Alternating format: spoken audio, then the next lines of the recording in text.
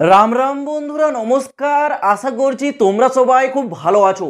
বন্ধুরা, তোমাদের সকলের জন্য একটা দুর্দান্ত খুশির খবর।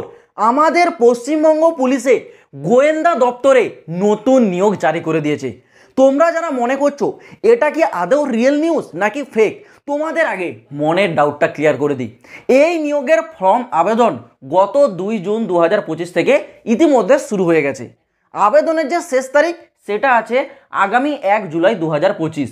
বর্তমানে অনলাইনে ফর্মটা আবেদন চলছে। আর এই নিয়োগটা করাচ্ছে আমাদের পশ্চিমবঙ্গ সরকার। এবার তোমাদের অনেকের ডাউট রয়ে যাবে, দাদা আমরা ত্রিপুরা থেকে চাইলে কি অ্যাপ্লাই করতে পারবো? ডেফিনেটলি পারবে। তোমরা ত্রিপুরা থেকে চাইলেও অ্যাপ্লাই করতে পারবে, তোমরা আসাম থেকে চাইলেও অ্যাপ্লাইটা করতে পারবে। কিন্তু মনে রাখবে ফাইনাল পোস্টিংটা হবে আমাদের পশ্চিমবঙ্গের কলকাতায়। ওকে। আর আরেকটা তোমাদের ডাউট, দাদা এটা পশ্চিমবঙ্গের নিয়োগ, আগে গিয়ে যদি এটা বাতিল হয়ে যায় তাহলে আমাদের অ্যাপ্লিকেশন ফিসটা কী হবে?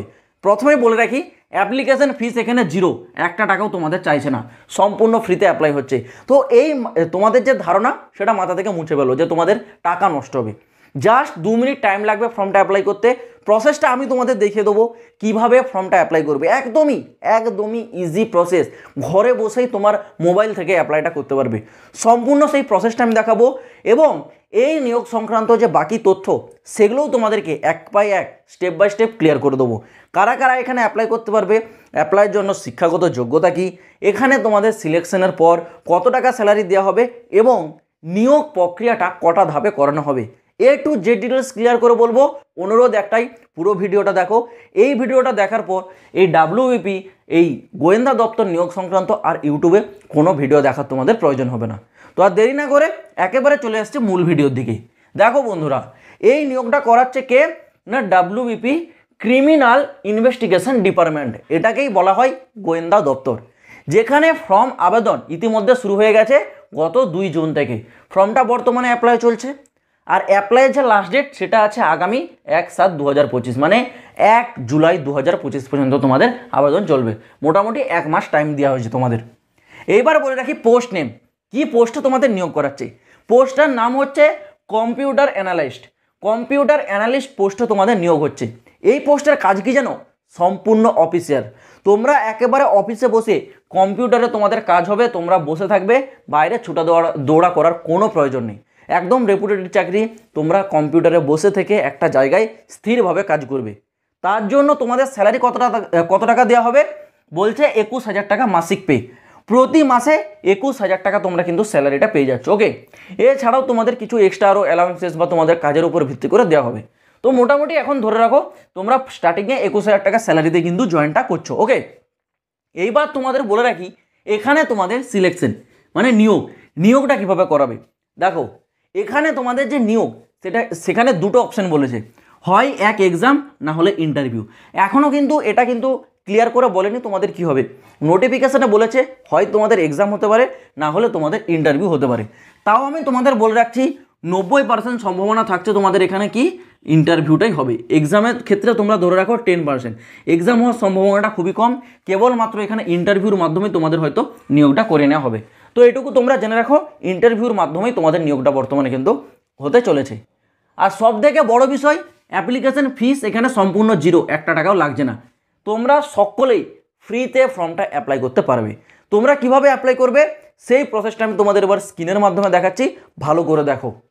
তো দেখো বন্ধুরা, এখানে ফর্মটা অ্যাপ্লাই করার জন্য সর্বপ্রথম তোমাদেরকে এই পশ্চিমবঙ্গের ক্রিমিনাল ইনভেস্টিগেশনের অফিসিয়াল ওয়েবসাইটটাতে আসতে হবে।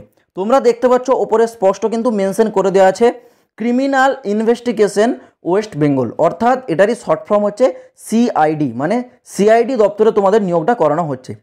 এবার তোমাদের সুবিধার্থে এই অ্যাপ্লাইয়ের যে সরাসরি লিঙ্ক দেখো আমি ভিডিও ডেসক্রিপশনে দিয়েছি, ডেসক্রিপশনটা ওপেন করো। ওপেন করলেই তোমরা দেখতে পাবে অ্যাপ্লাই বলে একটি লিঙ্ক দেওয়া রয়েছে।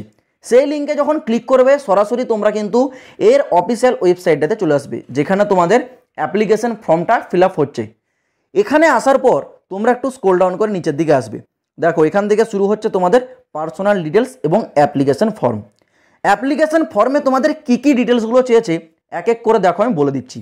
সর্বপ্রথম যেটা বলেছে অ্যাপ্লিক্যান্ট নেম। এই জায়গায় তোমরা যে অ্যাপ্লাই করছো তোমাদের যে অফিসিয়াল নেম, যেটা তোমার গভর্নমেন্ট যে আইডিগুলো যেখানে দেওয়া রয়েছে সেই নামটা কিন্তু এখানে তোমরা মেনশন করবে। তারপর এখানে কি বলেছে, পোস্ট অ্যাপ্লাই ফর, মানে তোমরা কোন পোস্টে অ্যাপ্লাই করছো। দেখো এখানে একটাই পোস্ট আছে, ক্লিক করবে দেখতে পাচ্ছ কম্পিউটার অ্যানালিস্ট। তো এই পোস্টারই অপশান আছে, এটাকেই তোমরা চুজ করবে। চুজ করার পর দেখো এখানে ডান দিকে একটা বক্সের অপশান আছে, এখানে কি বলেছে নিচে দেখতে পাচ্ছ, আপলোড ইওর রিসেন্ট ফটোগ্রাফ, মানে তোমার একটা পাসপোর্ট সাইজের ফটো সেটা কিন্তু এখানে আপলোড করতে হবে জেপিজি ফরম্যাট। ওকে, যেটা সর্বোচ্চ সাইজ বলেছে এখানে দেখো উল্লেখ করে দিয়েছে 100 কেবি, 100 কেবির মধ্যে হতে হবে।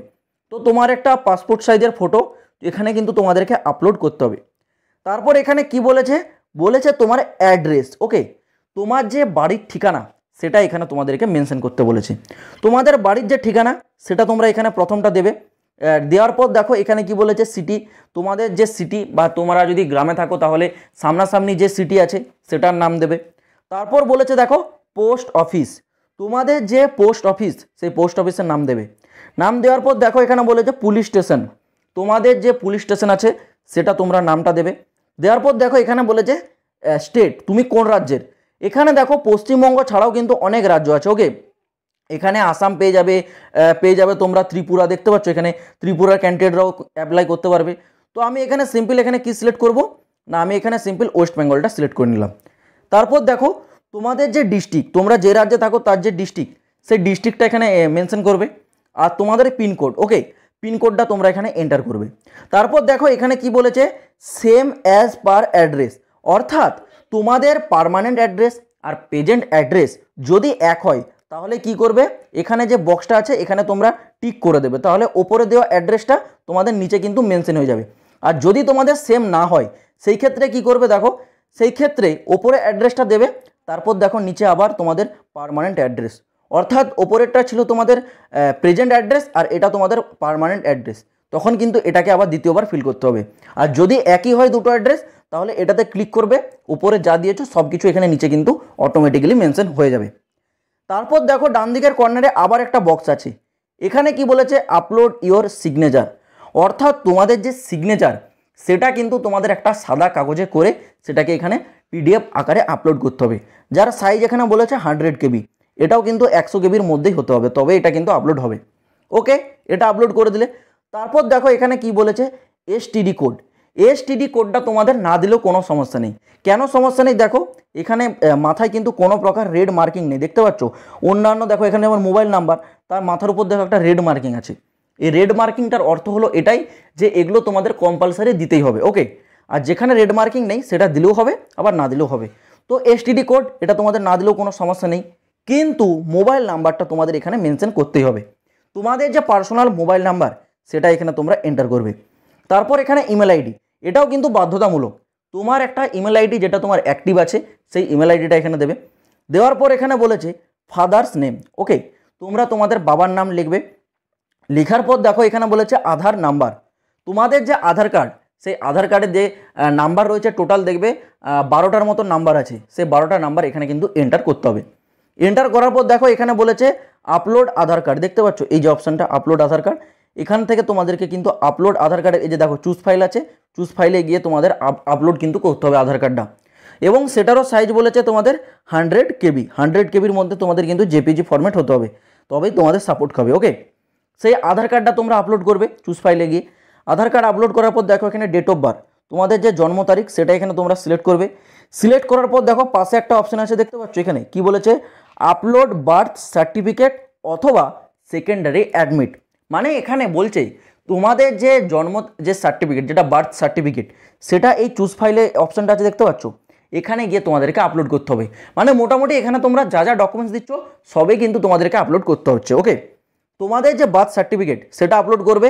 এনি চান্স যদি তোমাদের এখানে কোনো প্রকার মিস্টেক থাকে তোমাদের বার্থ সার্টিফিকেটে, সেই ক্ষেত্রে অল্টারনেটিভ অপশান আছে দেখো সেকেন্ডারি অ্যাডমিট কার্ড, এর অর্থ হচ্ছে মাধ্যমিকের অ্যাডমিট কার্ড, তোমাদের মাধ্যমিকের অ্যাডমিট কার্ডটাও তোমাদের এজ প্রুফ হিসেবে এখানে ধার্য করা হবে, তো সেটাও চাইলে তোমরা এখানে আপলোড করতে পারো। ওকে, তারপর এখানে তোমাদের ডেট অফ বার্থ যেটা আছে কোন মাস কোন ডেট কোন সাল সেটা এখানে এন্টার করবে।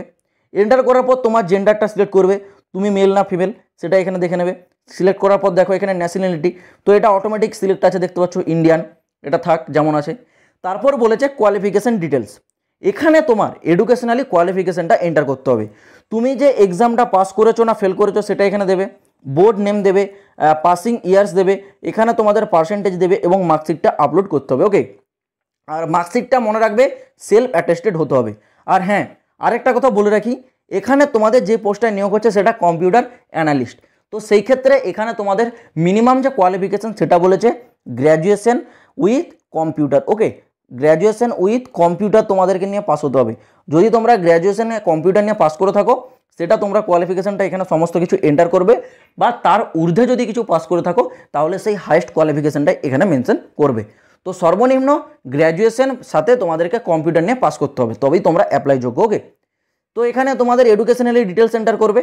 তারপর বলেছে ওয়ার্ক এক্সপিরিয়েন্স, এটা কিন্তু দেওয়ার দরকার নেই। দেখো এখানে মাথায় কিন্তু রেড মার্কিং নেই কোনো প্রকার, তো এটা দিলেও হবে না দিলেও হবে, তোমরা এটা ছেড়ে দিতে পারো। যদি তোমাদের ওয়ার্ক কোনো এক্সপিরিয়েন্স থাকে সেই ক্ষেত্রে এটা দেবে।